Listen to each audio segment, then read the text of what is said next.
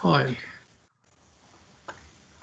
Yes, well, thank you for this invitation. I'm really happy to be here and tell you a little bit about what Chile has been doing to create healthier food environments and some of the successes, struggles, and maybe a few lessons to be learned.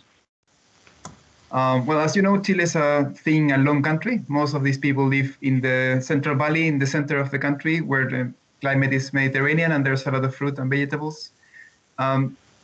By the 1970s, the obesity used to be quite low in Chile. There was 11% in men and then 10.7% among women. And that has increased dramatically during the recent years. And in 2017, 30% of men and 38% of women were obese. According to the latest National Health Survey, 74.2% of the Chilean population are either obese or overweight. So it's a striking figure in our country and many countries in Latin America. And some of the things that have happened during this time have to do with the consumption of ultra-processed foods that has been in the center of the debate in our country. And you can see how here Chile has increased from 1999 to 2013 dramatically also its consumption of ultra-processed foods. So I'll tell you a little bit about many things that happened in Chile relating to pricing, availability, marketing, labeling, nutritional guidelines, and some interventions, both preventive and treatment of obesity. Starting with the pricing policies, Chile has a very old tax on non-alcoholic beverages. It's from the 1930s. It's one of the oldest, at least I know. It was changed to 20% of ad valorem in 1975, and that was reduced to 18 in 78 and 13 in 85. In 2014, Michelle Bachelet, the president at that time, wanted to have a huge educational reform, so she pushed wide tax reform that included raising taxes on tobacco, alcohol, and then sugar-sweetened beverages. So then this YAVA, this additional tax, increased from 13 to 18% for those beverages that had more than 6.5% of sugar, and it was reduced from 13 to 10% for those that didn't have those contents of sugar. The second important policy that has happened in Chile is the food marketing and labeling law. This law was presented by a group of members of the parliament to the Congress in 2007, and it was approved in 2012. Because the law is written in very general terms, then the Ministry of Health had to do a specific regulation, and that was very controversial. That was issued by the first government of President Piñera in 2014, which was later on repealed when Michelle Bachelet assumed the government for the second time. And then her government presented a new version of the regulation. And that finally took into effect in 2016. So it basically took about 10 years from beginning to end for this law to be in effect. It includes three big elements. One of them is banning all the marketing and advertising to children less than 14 years old. The second element is this front of package labeling. It's a hexagon that goes in the front of all the packages. And the third element is the ban of sales of these products in schools. So the core of the policy has to do with how would you define this, which products would be considered in this law. The first decision they took, that is not in the law but in the regulation, is to include only products that are packaged. And then therefore they considered all of these that had high content of sugar, salt, saturated fats, and calories as those that would be labeled as unhealthy or high in. And that was very, very disputed. The Ministry of Health convened an expert committee that made this recommendation that is in the right-hand side. And they proposed these levels, these limits for this cutoff for different types of foods. But then the government had to give up and compromise because of the strong pressure from the industry. So then finally agreed to start with these levels that were proposed by the industry that would be start to take in effect in June 2016. 2 years later, these cutoffs would reduce slightly, and then the final cutoffs proposed by the public health experts would start to be applied in June 2019. So even though the law took already 10 years, then there were also another 4 years of implementation of this law. That was slowly to accommodate for all the pressure from the industry and also from the request from small and medium enterprises. The first component of the law, it's a banning of all marketing and advertising that is intended for children under 14 years old. And that means the use of voices, cartoons, and figures that are sort of meant for children. In TV, it includes both all the advertising that is intended for children, but also all the shows that they have more than 20% of audience, that the audience are children below 14 years old. And you can see here that there's also changes in the packages because the packages are appealing for kids. So in the upper here, these tricks, for example, used to have a bunny. Sucosos means bear, so they have a bear. Estrellitas has some sort of astronaut. The sprinkles that is also sold in Finland, it has like a person with a mustache. This is a Santa Claus that, because it couldn't be with the figure of Santa Claus, had to be wrapped in this neutral wrapping. And there were also a lot of disputes about the Happy Meal that used to have a toy. And to avoid taking away the toy, which was the core of the Happy Meal, then McDonald's had to reformulate all their products and take away all the ingredients that were considered high in. So this was very visible, especially at the beginning of the regulation. Secondly, the law includes labeling in the front of the package. This was one of the first that was issued in the world, or maybe the first one. It has this black hexagon that says here, this means high, so it's high in calories, high in saturated fats, high in sodium, and high in sugar. So maximum a product can have four labels, which they exist, but normally they have 3 or 2. And then finally, there's a prohibition of selling all of these products in schools, including all basic, elementary, middle, and high schools. But this does not include universities, which was originally discussed in the law, but that was taken away at some point in the discussion. So it's only for kids that are under 17. Together with this law, there were also changes in the guidelines. The ministry took away the pyramid that was in effect since 2005 and started to introduce this plate or circle where they highlighted all the different fruits that were non-processed. And then they included also this physical activity, and then this box with products that were ultra-processed and were suggested to eliminate. And then at the same time, to bundle all these policies together, at the end of the government of Michelle Bachelet, they issued this national policy on food and nutrition. So that policy was formalization of all the attempts done in the ministry to improve food environments, and also trying to sustain these efforts through the period, because everyone knew that there was a change in coalition, and they didn't want things to be taken away from when the new government assumed. In presidential systems, it's very easy to take away things that have been done before. Another element that many municipalities have been doing also their own efforts to create healthy environments. This is one of them that I was in charge when I was in Santiago.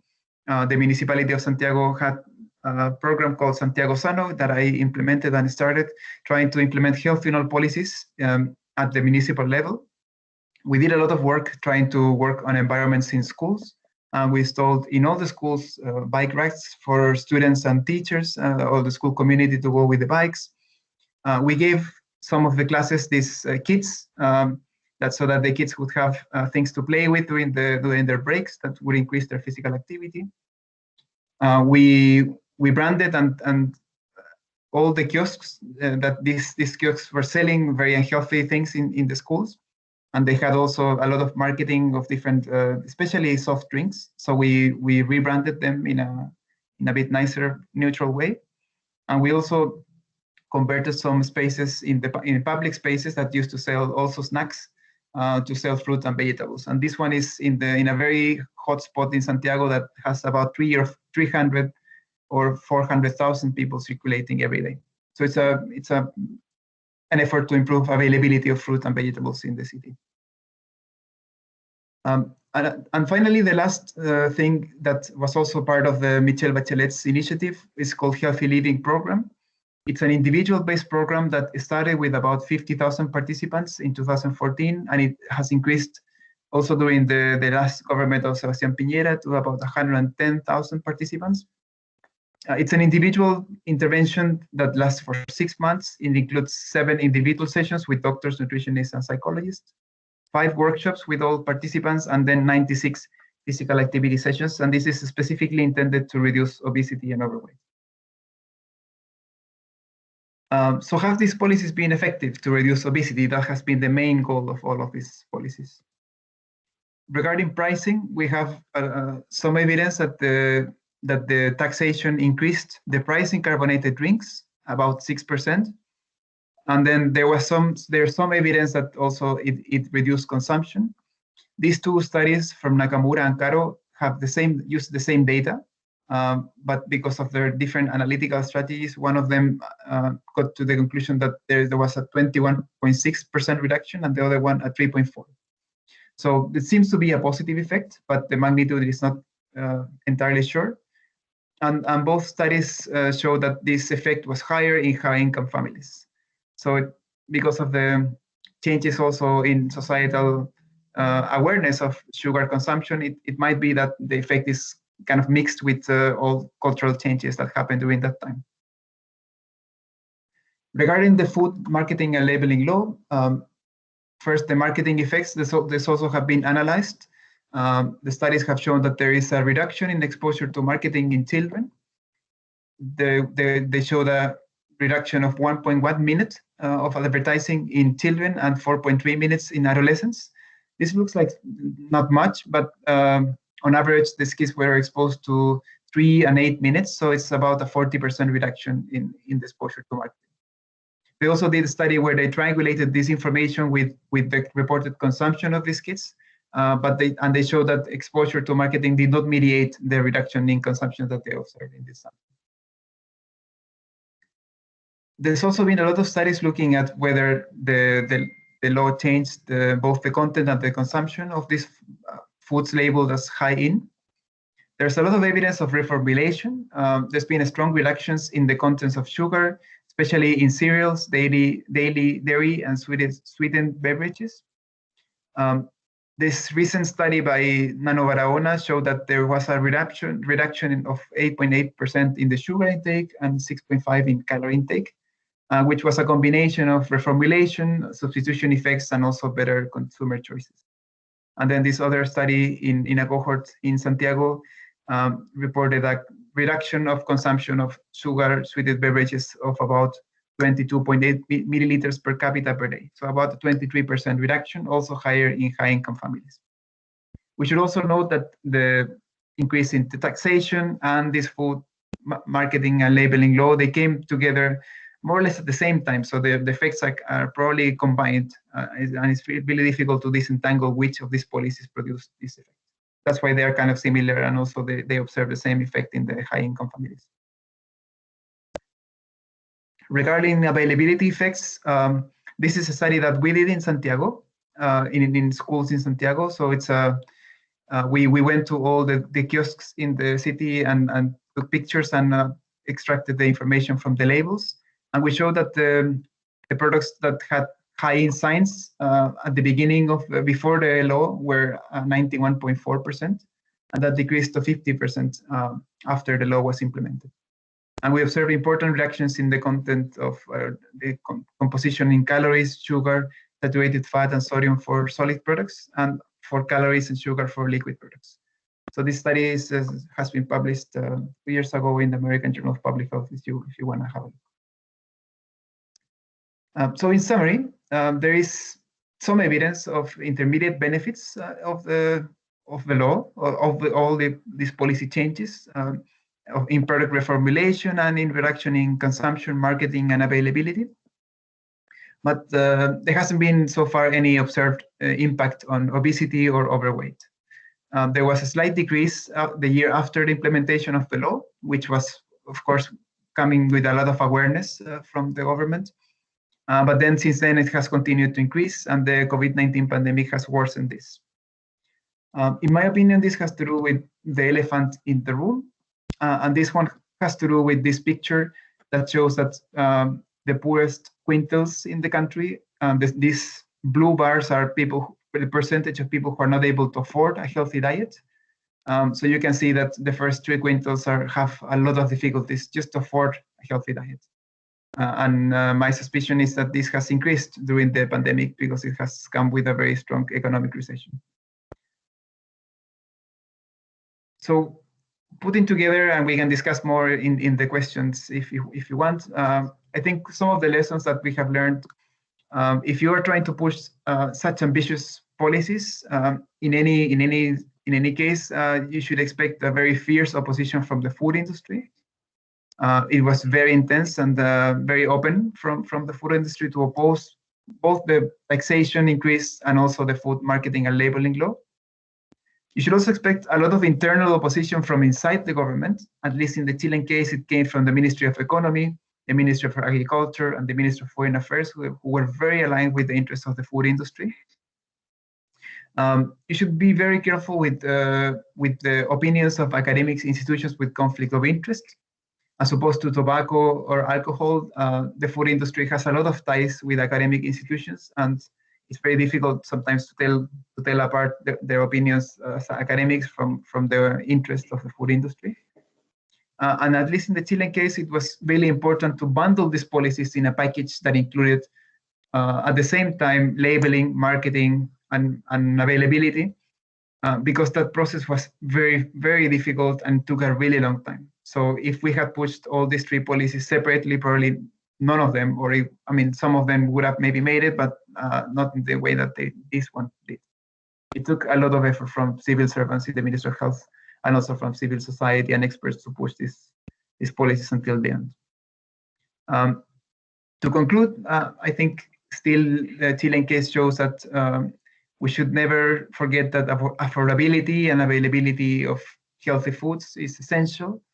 These policies are helping to inform consumers and help their choices, but at the end, if people cannot afford fruits and vegetables and healthier foods, then things will always be difficult. So these have been barely scratched with the current policies, and there's a lot of, I think, more work to be done to tackle these more structural things, and with climate change and Chile being an agricultural export country, then all of these things are kind of challenged. Yeah, that's what I have for you. Thank you. Thank you, Sebastián, very much, and congratulations. I think this is fantastic pioneering work. Also, I think we are extremely interested in the lessons learned that you had in the end, because that is important for the work of our organization when we try to influence food policies.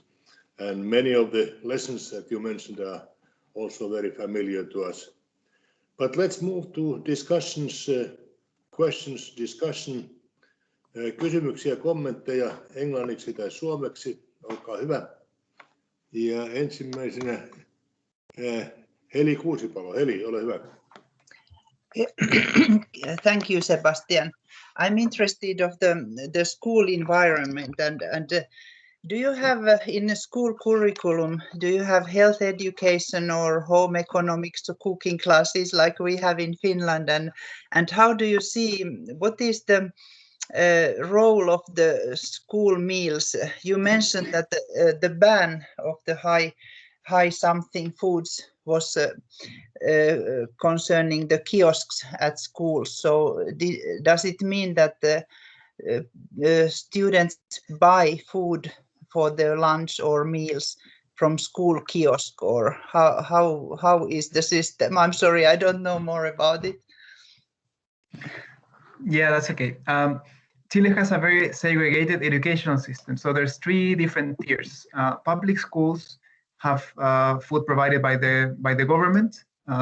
It's a special institution that makes the largest tender in the state, tendering all the food for all the different kids.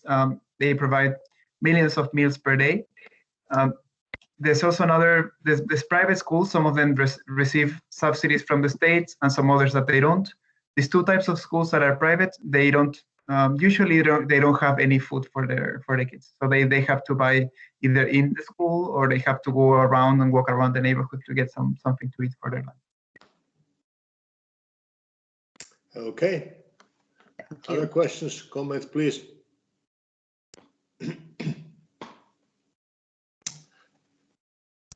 While you are waiting for your questions, let me say in Finnish, Sebastian, you understand a bit of Finnish also, do you? Mm-hmm. Yeah. Okay. Eli se, mikä kiinnostaa tässä, kun olen seurannut tuota Chilen kokemusta aika läheltäkin, että mikä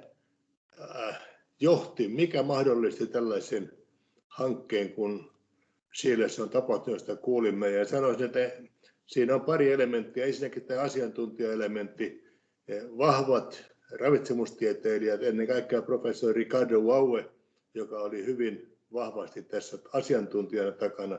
Ja sitten muutamat poliitikot ottivat asian omakseen. Presidentti Bachelet, joka tässä mainittiin, joka on siis lääkäri, ja ehkä ennen kaikkea myöskin sitten tohtori Guido Girardi, joka oli senaatin puhemies ja terveysvaliokunnan puheenjohtaja. Hän on ollut tässä hyvin aktiivinen puuhamies. Minusta oli ilo seurata, että mä näytän tämän kuvan, jossa on senaattorin kanssa muutaman kerran olin siellä. Ja hän todellakin niin kuin poliitikkona pani itsensä likoon ja ajoi nämä asiat läpi huolimatta huomattavasta vastustuksesta, johon Sebastian viittasi. Other comments, questions? Yes. Do you want to comment this process? This I would have a political question process? here. Mm-hmm.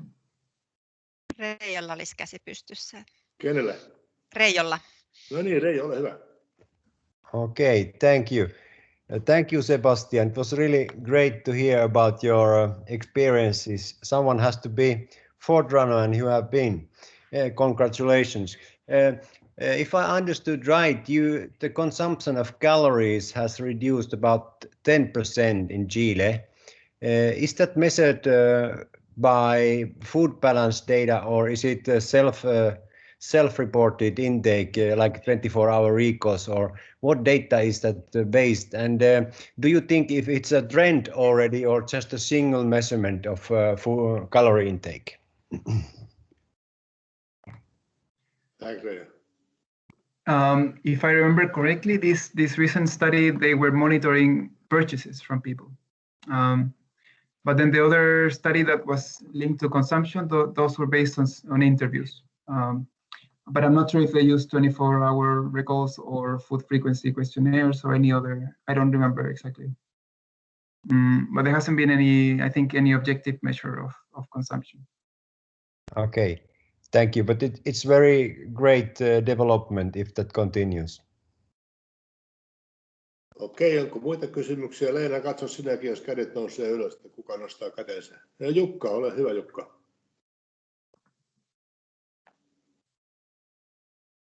Jukka, mikrofoni on kiinni, me emme kuule. Excuse me. Do you hear now? Yes. Are there any in other countries in South America? Are there any in some other countries same kind of approaches going on? Yeah. The first country to have this kind of warning labeling, was Ecuador, but their labeling wasn't in the front of the package. So Chile, I think, was the first one to have this front package of a warning sign, and that has been expanded to Peru, to Uruguay, to Mexico, and it's under discussion at least in Colombia and Argentina. So at least the labeling is expanding really quickly. But I haven't followed so much to see if they also have other restrictions on marketing and availability like the Chilean law. And also food taxes in general have been expanding. They started in Mexico and then in Chile, but they have also been expanded to other countries. Thank you. Heli, onko sulla vanha vai uusi käsi? Uusi käsi. I'm interested of the marketing and learning. How do people learn if there comes a new labeling? How are they taught? I mean, is it from TV, or how do people learn to understand the meaning of this warning label? Well, these labels are very easy to understand because they have they are black. They transmit a warning sign, and then they have very clear high in calories, high in sugar, high in saturated fats, and high in salt. So I think that was very, and that's the reason why after doing a lot of research with the focus groups and asking people, that the government decided to go for that formulation. It's a very straightforward sign, and when you see it, you right away realize that it's an unhealthy thing. Of course, a lot of the products, people already knew that they were kind of unhealthy. I mean, you know that cookies and chocolates were unhealthy. People knew that. But I think there were some, and you can see that also in the data, that people changed a lot their consumption of cereals and dairy products, that many of them were reformulated, and then a lot of them people didn't know that cereals were so unhealthy. They have that much sugar. Yeah, I do understand, but then another thing, because nudging is the word of today, that people should be somehow interested by I don't know, that it seems to me now that it's a bit hard way to say stop eating this warning symbol. But maybe I have to figure out what to think about it. Thank you. Okay. Are there other questions, comments? Sebastian, may I still come back to the issue that you finished with, the struggle to push this through, because our organization, Terve Paino, we are very interested in this political process. You mentioned that there was a lot of lobbying against this legislation, both from the industry, also within the government. Could you elaborate a little bit on this issue, on the experience? Yeah, with the pricing policies, this came in a huge package of different tax reforms. So the raise of taxes on tobacco, alcohol, and this sweetened beverages was maybe half a page in a 150-page document with many different changes. And even so, the food industry and tobacco and alcohol industry, they were really active in pushing against this. And that was, I think, well, at that moment, the president had high consideration from the public. They had majority in the parliament. So they won by landslide elections. So it was a perfect moment to push things like quickly, and that reform, it was a few months and it was approved. The biggest change wasn't in food, but it was in tobacco taxes that increased about 50%. And there's been also papers showing that the reduction of that has been a very strong effect on tobacco. With alcohol and food, it was more difficult because there's more actors pushing for it. So it was not possible to get a bigger reduction. With the other law, that, as I said, it took a really long time, and there was a lot of debate. And I think because it was a parliamentary proposal, then it took 5 years, but it went through. I mean, all the proposals in Chile, they have to go through unless they're officially rejected. So they managed to keep it alive until the end. But then with the regulation, it was a very strong struggle. And then the first proposal that was approved by the President Piñera, when Michelle Bachelet assumed, it was repealed because they thought that it was not fulfilling the aims of the policy. So it was, and we had, I was part of the civil society pushing for that. We had members of our coalition inside the government trying to push for that, and it was a big struggle. I mean, if you have any intention of doing it in Finland, then be prepared, because it's going to be hard. We are prepared, but it's important that you say that the civil society had a big influence. Reijo, you have the last question. Reijo Laatikainen, please. Okay, I'm interested about the opinion climate. Has it changed? I mean, are people more aware of the calories and about the unhealthy food? And do you think that this has had an effect on how people discuss about the food and healthiness nowadays in Chile? Has it sort of given an impetus to a a social discussion in social media and all over the media. What do you think? When the law just came out in 2016, there was a lot of discussion about food choices and what was healthier and what was not. This law only affects products that are packaged. So there are still all the other things that you can eat, buy a hamburger or French fries that are still quite unhealthy, that they have not been under this regulation.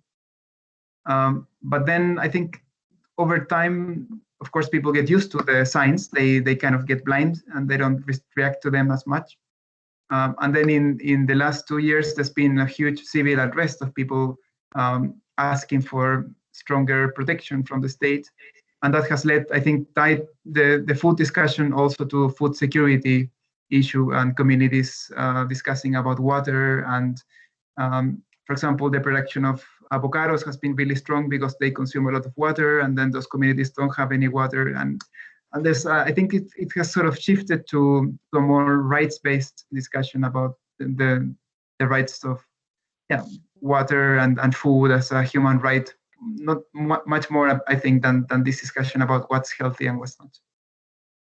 Yes, thank you. I think Reijo's question and Sebastian, your answer are very important, because this kind of policies have an influence not only directly on consumers, but also the question is on influence on industry concerning reformulation, and also the question about influence on public awareness.